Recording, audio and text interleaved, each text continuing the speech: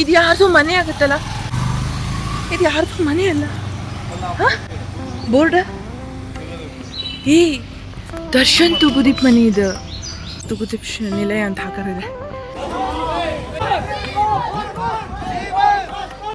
Hi friends, welcome back to Priti Yashu vlogs. So morning walk ಬಂದಿದ್ದೀನಿ.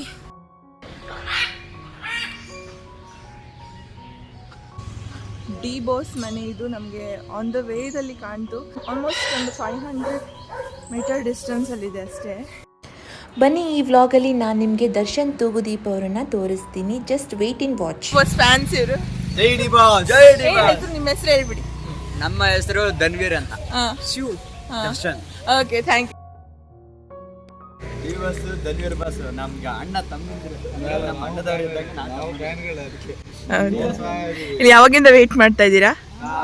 ಬೆಳಿಗ್ಗೆ ಒಂದು 7:30 ಮುಗಿಸ್ಕೊಂಡು ಮತ್ತೆ ಡೇ ಹಂಗೆ ಬಂದಿದ್ದೀನಿ. ಏನು ಅಷ್ಟೊಂದು ಡಿ ಬಾಸ್ ಅಂದ್ರೆ? ನಮಗೆ ಡಿ ಬಾಸ್ ಅಂದ್ರೆ ದೇವ್ರ ತರ.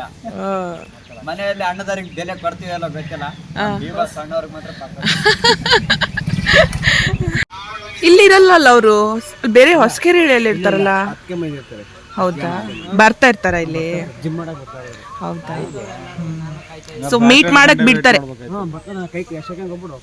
ಹೌದಾ,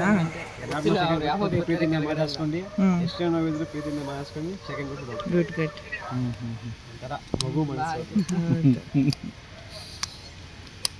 ಸೊ ಫ್ರೆಂಡ್ಸ್, ನೋಡ್ತಾ ಇದ್ದೀರಲ್ಲ ಹೇಗೆ ಚಿಕ್ಕ ಮಕ್ಕಳಿಂದ ಹಿಡಿದು ದೊಡ್ಡವರು ಕೂಡ ಡಿ ಬಾಸ್ನ ನೋಡೋದಕ್ಕೋಸ್ಕರ ಎಷ್ಟೊಂದು ಕಾತರದಿಂದ ಇಲ್ಲೆಲ್ಲ ಕಾಯ್ತಾ ಇದ್ದಾರೆ ಅಂತ.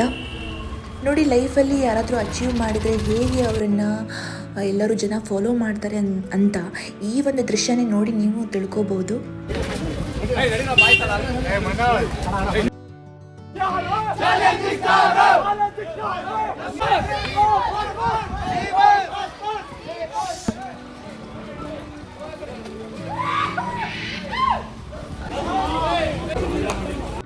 ನೋಡಿದ್ರಲ್ಲ ಡಿ ಬಾಸ್ ಫ್ಯಾನ್ ಹೇಗಿದಾರಂತ ಇಲ್ಲಿ. ಸೊ ಎಲ್ಲರೂ ವಾಚ್ ಮಾಡಿರ್ತೀರ ನನ್ನ ವ್ಲಾಗ್ಸ್ನ. ಇದೇ ಥರ ನನ್ನ ವೀಡಿಯೋಸ್ನ ತಾವೆಲ್ಲ ವಾಚ್ ಮಾಡಬೇಕು ಅಂದರೆ ನನ್ನ ಚಾನಲ್ನ ಸಬ್ಸ್ಕ್ರೈಬ್ ಮಾಡ್ಕೊಳ್ಳಿ, ಹಾಗೆ ಲೈಕ್ ಮಾಡಿ. ಹಾಗೆ ಡಿ ಬಾಸ್ನ ನೋಡಿ ನಿಮಗೆಲ್ಲ ಹೇಗೆ ಅನ್ನಿಸ್ತು, ಏನು ಅನ್ನಿಸ್ತು ಅನ್ನೋದನ್ನ ಕಮೆಂಟ್ ಸೆಕ್ಷನಲ್ಲಿ ದಯವಿಟ್ಟು ಶೇರ್ ಮಾಡ್ಕೊಳ್ಳಿ.